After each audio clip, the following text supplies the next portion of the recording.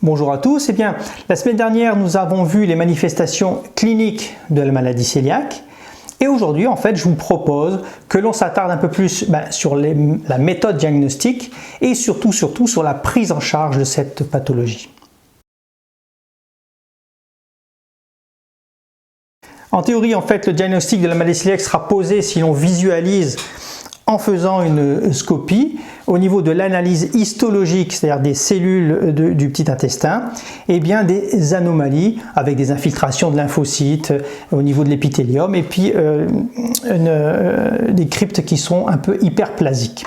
Bref, en fait, la biopsie de l'intestin est anormale avec des anomalies caractéristiques de la maladie cœliaque. Ça, c'est ce qui fait le diagnostic de façon certaine.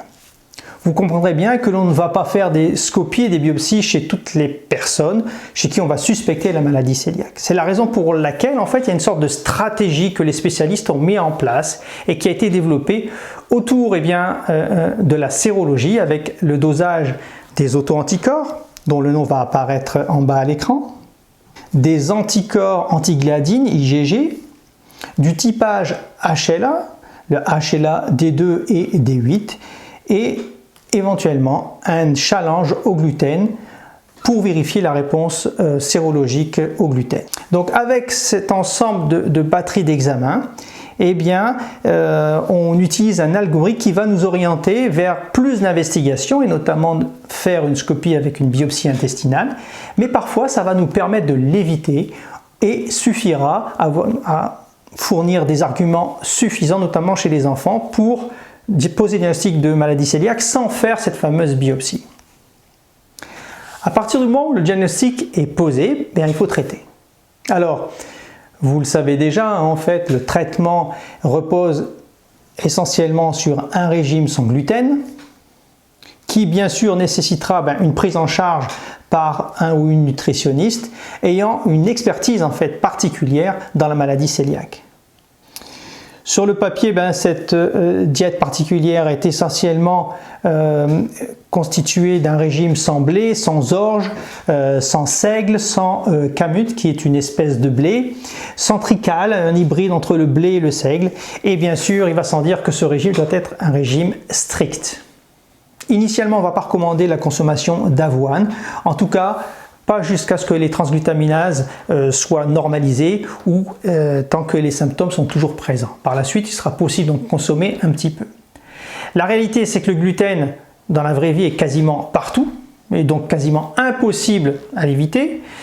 Il y a des sources multiples de gluten à la maison, certains médicaments, des pâtes à modeler chez les enfants, certains ustensiles de cuisine, brosse à dents, les crèmes solaires, les crèmes pour les mains et les lipsticks. Vous voyez, il y a multiples façons de se faire contaminer entre guillemets par le gluten.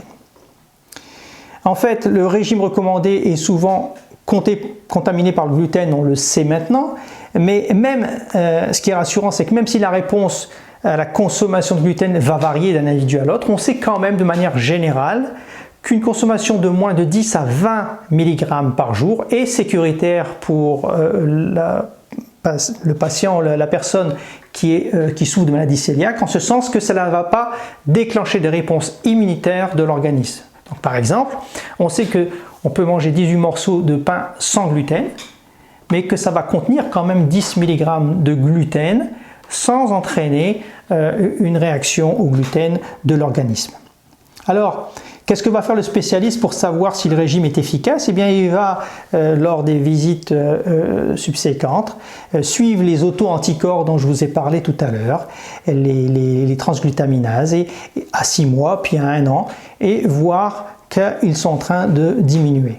À côté de ce traitement, il y a une série de mesures qui sont recommandées, et votre médecin doit les rechercher systématiquement. Quelles sont-elles? Il faut rechercher bien sûr et corriger les éventuelles carences et déficiences en vitamines, la vitamine A, la vitamine E, la vitamine D, la vitamine B12, les déficiences en cuivre, en zinc, en carotène, en acide folique, en fer puisque ça peut donner des anémies. Rechercher une carence en vitamine K, en thiamine, la vitamine B1, la vitamine B6, en magnésium, en calcium, bref, beaucoup de carences.